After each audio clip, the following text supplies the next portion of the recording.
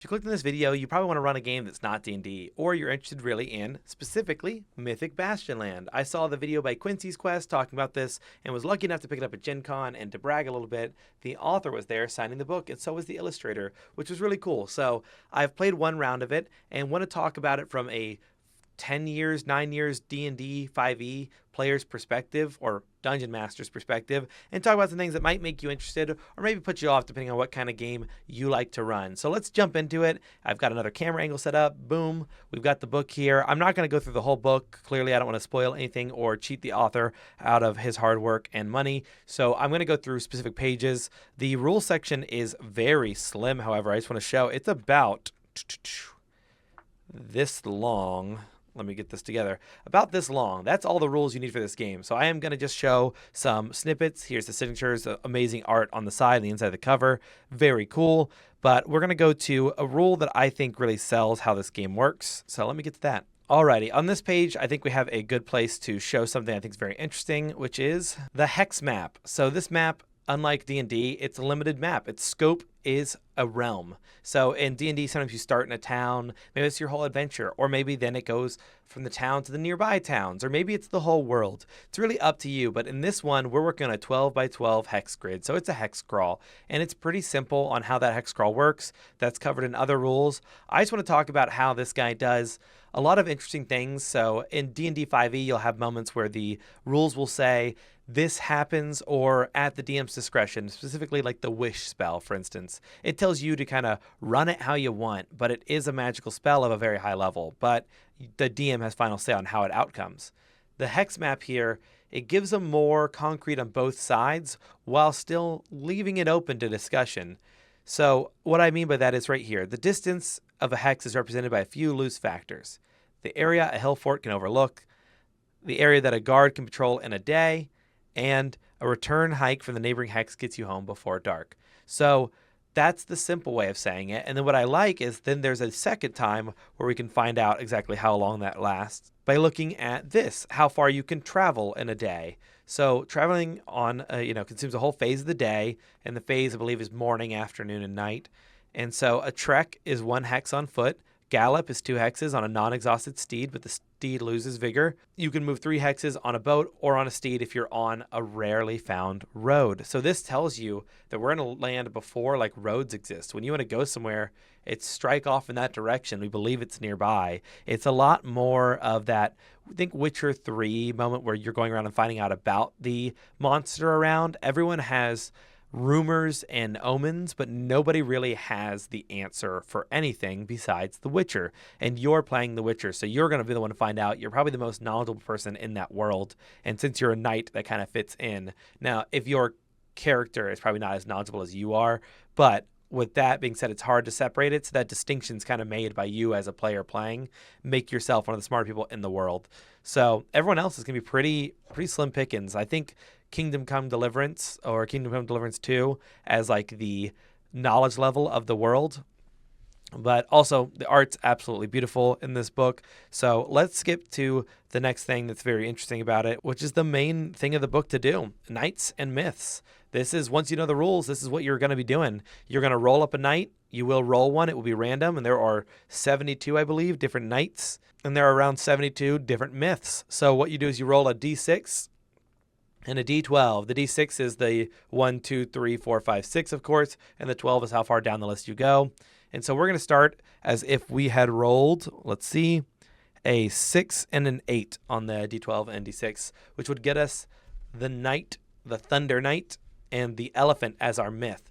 So I want to talk about these because this is the main gist of the game, like I said, and I want you to see how it works. So when you've rolled your Thunder Knight, you immediately get most of your things except for your stats. When you start the night, you will roll right here for the different start that you want to do. So you want to start as a wanderer, you'll roll a d12 and a d6 for each virtue, and these are your 3 virtues: vigor, clarity, spirit, and then you'll roll for guard.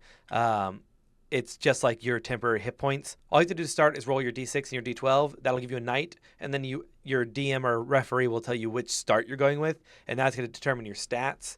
But all you get on the page for your actual character, unlike D&D, there's no giant list of things you have to go down. It's pretty simple, actually. There's kind of like an affectation, I'd call it, your passion, your ability, and then the property you have. And then who knighted you?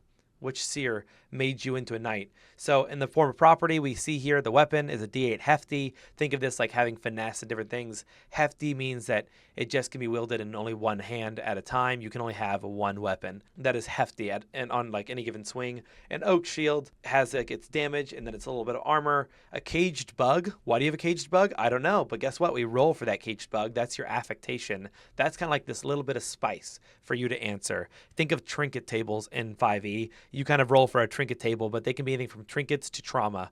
It's really cool. And then we have abilities. So this is an ability that is a lot of times very obfuscated. It's not very clear immediately what that ability does. And this one, we say that while outdoors, you can shout loud enough to be heard clearly throughout a whole hex and all adjacent hexes. And as we learned, a hex is like the distance from a fort can see on the hill. So think if there's a fort in the nearby distance and you read both those rules, your brain says, oh, I have like an emergency alarm to yell for anyone. So that's awesome, but it's while outdoors. Oh, so what if you go into a cave? Can you still thunder? No. For passion, you want discord. You restore your spirit when you disrupt a place of order. To restore your stats, it's not just a long rest. That will give you back your vigor, but your spirit needs to be restored through other means. Your vigor gets restored through a night in warm hospitality, I believe. And then your passion gets your spirit back, but that's only if you can restore spirit when you disrupt a place of order. So maybe you can find some place where people are having a good time and just make a menace of yourself, whatever you'd like to do. But that'll have role-playing consequences. I like how it leans into that. Your passion is this role-playing flaw. I guess to liken this stuff to 5e, by the way, because that's the lens from which I come, not maybe the fairest lens for which the writer would prefer, but it's the one that I can give you. In 5e, think you have a flaw, and it does nothing for you besides add roleplay flavor. Now you're incentivized to play. There's an old video with Matthew Colville talking about working on the Star Trek RPG, the tabletop game, and they talked about the fact that every situation can very much be solved by putting your ship into light speed and pointing it at the problem and just breaking your ship into it. But that's not very Star Trek. And I think it's what made people very mad about that scene in Star Wars, where they're just like, well, couldn't every problem be solved by hyperdriving through this thing? And so it just makes the role play, the idea you have, match the gameplay. So his solution in the Star Trek game was to make it super hard to crash your ship into another, even though it theoretically shouldn't be that difficult. They don't want you doing that, or it takes away from the role playing of the game. So make the mechanics match the world. This does that for you by giving you this passion. That's how you're going to restore your spirit. It's going to make it easier to do that, and more likely you will do something maybe suboptimal because you're actually going to benefit out of it. So maybe you do just knock over the bottles on the shelf when you're in the store, or maybe you scream in an execution saying, save him, and you cause a big fight between people. You're going to restore spirit. I think that's very cool. Then we have this little caged bug we can find out about. We can see that we can get a jolting bite. The caged bug has an ability and a manner. So it can have maybe jolting bite, which is d6 of damage, always goes towards food, and it is eager to please, particularly stupid or completely wild. So you roll 2d6, we get a 5, always goes to food, and we get a 2, and it's well-trained. So, okay, well, it's well-trained, but always goes towards food. This would be a fun little thing to roleplay. What if it just gets out all the time? That's your little joke. Whatever you want to do. Pretty cool. As for the omens, this is more on the referee or DM side. I was surprised by how obscure these were. This is really, you read this as like a tale. I wouldn't look at it how I initially did, which is a quest to be fulfilled and done. On the page where they introduce these, they say an omen or a myth is finished when the party or the group, not the party, the company is like the in-game unit, the group, being the players, agree it has come to a satisfying conclusion, is essentially what it says, when there's a belief that the task has been complete. And when you read these events, it's more like a movie that you are seeing play out, and by the nature of this format, you will interact with, and it will become something other than what it's written as. Even if you ran it, there's always that thing of you could run Curse of Strahd and always have different outcomes. That's true, but there's a particular genius behind this, but also that scares me a little bit. I would prefer something almost more guided for me in this series, because I would like to just pick up this book and play, and I don't know that I have the cojones to just run this story raw. So let me explain what I mean. This is the myth of the elephant. So if you're going to be a player, maybe don't read this because this would be cheating for you, but you maybe hear the first one and you won't be too surprised what's happening. So the myth is of the elephant. There's a poem underneath. You can read that. Usually they're kind of cool. They're interesting. I think of it as like when you play Monster Hunter Wilds before you go. No, it was Monster Hunter before Wilds Rise, and there was always like a haiku before every boss. It's that sort of deal. It just kind of reads it out.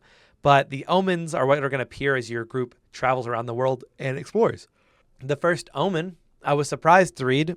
With thunderous steps, the Elephant Knight parades past with armored soldiers. She marches towards the seat of power to receive a hero's welcome. I was like, well, that's not much of an omen. That's exactly what's going on. What is this? What is that going to mean for my players? So they were out looking for the first omen. They were told to go look for the omen of the sea, and they ended up near the elephant when they spotted their first myth. So they get out there and they're like, oh, what's going on out here? Well, there's this elephant knight. They just say hi. They were on the lookout for the two-hearted knight for the myth they were trying to do. So they just see it and they're like, oh, let me go by the elephant knight and see if they've seen the two-hearted knight. And they start talking to her and she kind of gives some answers and, oh, well met, blah, blah, and kind of doesn't stop for them. She's here for glory, not for another quest. So getting wrapped up with knights, I assume, is the worst thing a knight can do to a peaceful life. So she kind of stomps past them. But the next omen is excited children bicker over which of the elephant knight's deeds were the greatest. And then we can roll on this D6 table and one kid can say, I think it's when she defeated the mirror ghost or mastered the invisible wolf or beheaded the blood heron. Like badass names, cool little things. You could just roll that and make that a D&D villain for a whole year. I think it's really cool, some of these little tables he's gotten here. Not to mention, he makes use of every page by adding stuff where if you're on this page because you had a question about the Thunder Knight and you left it open, and suddenly your players roll into an area and you're like, oh, I don't know what's here. It's a master hunter's hut and a youthful forest, and there's a monument to the sky spire, and there are blood-sucking insects, mossy air, or I could just flip between pages and be like, okay, Dreamweaver's cocoon in a youthful forest, and there's someone here it's a mercenary named Luna. So there's all these special helpful tables on almost every page past the first, so it's not just like you use the rules page and then you're done with the book. I love that so much. I would almost keep this out in a normal game, or during a game I'm just pick up gaming for someone else of any game that takes place in a fantasy land, because I can just quickly whip up a great combination of places, peoples, moods, and hazards. Very fun. But as we follow these omens down, this is where if you were a player I would check out. We see that the third one is a cruel hunter watched from the shadows, quietly alerting the company and asking if they've seen the elephant. He is hunting it for sport. He would not tell them that clearly. The first time I read this, I thought, why would he tell them? Well, he just wants to find the elephant, and he looks to be a trapper and a hunter. Maybe they can piece that together, but maybe they just think he's a companion of the elephant knight, and they're going to help him find him. Well, we find that the omen is the elephant knight lies dead. The elephant lies dead. The elephant knight, screaming in anger, running to the distance. The hunter lurks, waiting for a safe moment to claim his trophy. So they may chase the elephant knight and then miss the fact that the hunter was nearby. So this is more where it's like, oh, I see what's happening here. The first two, the players and I may not even know what's going on in this omen, but now we're starting to see this picture come together. But these precursors have set up what's coming in a dramatic way so we can come to a resolution. We have a hunter and a goodly knight, and they're at odds with each other, but maybe we know or don't know that by the time this happens, because number 5, when we spot the elephant knight again, we find her in a muddy pit where she's slathering herself in wet clay, shouting to the sky in a language that you cannot speak. She fights off any attempt to stop her, leaving when completely caked in clay. And number 6, a monstrous clay elephant smashes at trees, trumpets to the sky, and heavy rain begins to fall, washing the creature away into the damp earth. It doesn't say what the conclusion is. Maybe they will rationalize, as I just have, that she is inside the elephant. She became the elephant because she missed it so dearly. And so maybe as it washes away, we find the elephant knight inside, dead, alive, sobbing, crying, happy, forgiven, or other word, whatever you want to use. That could be it. But when the players feel like, oh my gosh, we have to blank, like they feel like they know we have to slay the elephant, we have to get it into a river to wash it clean, we have to do this, we have to do that, and you think that's a really good idea, that's when it comes to an end. And this one, its ending is that the elephant will eventually be gone, but they won't gain the glory unless they believe they did something. It doesn't say there's a big consequence. I know there's other ones where there are huge consequences, like the sun can disappear from the sky in one myth. So the stakes can be different for all of these, but the sense of fantasy is high in every single one. Whether this ends in just kind of a null point, which it could seem to be, but it's how we arrive there is very fascinating. But in reality, if left alone, and when you read this as a story, the Elephant Knight would return, have her elephant killed, this elephant would appear and it would wash away. Nothing would really have changed. It's your player's involvement that offers and lends the chance for glory. That's very unlike D&D to write, and I think that's very cool. There's a moment that I will quote Matthew Koval again. He has a moment in one of his Chains of Acheron's campaigns, I believe, where they're on the water in a boat and a wave swells up, and for just a moment, there's a whale inside of that wave, and it sees the player and the player sees it, and they have a moment where they stare eye to eye, this humongous creature larger than the boat they travel in and this small person, and they have a moment of connection, and then the wave hits the boat and the whale recedes underneath of it and disappears, and nothing happened, nothing was gained, but it was artistic and it was interesting. You could call it cute, fascinating, or an epiphany, whatever you'd like to say it is. It was something interesting for us to experience together. And that's all these games really are at the end of the day. So, in the end of the rule book, he has all these, I don't know how to read this word, sometimes I struggle with this, adpocrypha. And this is a single, section of the book dedicated to examples of play. So, you can go back here and say, okay, well, what does start and scope look like? Here's the ref. Here's the thoughts of the ref. Here's the character creation. Here's the thoughts about it. Different things you can just read through and try to find different things you need to understand how this game works. It's very cool. I think it's an awesome book in general, just even to leave out in an area where you have your fantasy stuff. Mythic Bastionland would make a perfect decorative book, if not an amazing one to play. I plan on trying to play this one either in person when our D&D sessions fall through and we have less people than we plan to, or it's a important night and we can't play without everyone.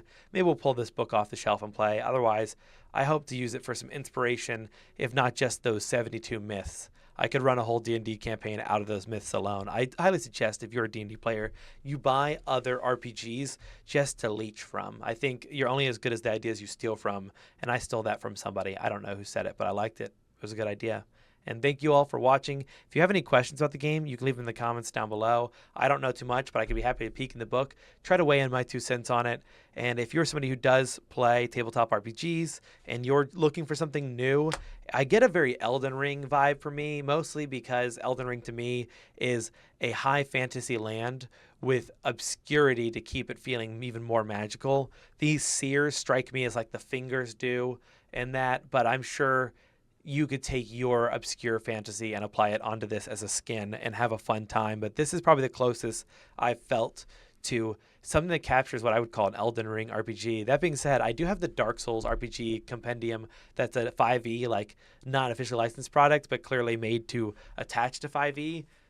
Via the basic rules attribution, the SRD. So if you want to see that book here instead in my hands and we want to go over that, we can. I honestly just bought that one because I love Dark Souls, and having a Dark Souls RPG on my shelf looks cool. So if you have any questions, down below. Thanks again, and I will talk to you next time. Peace.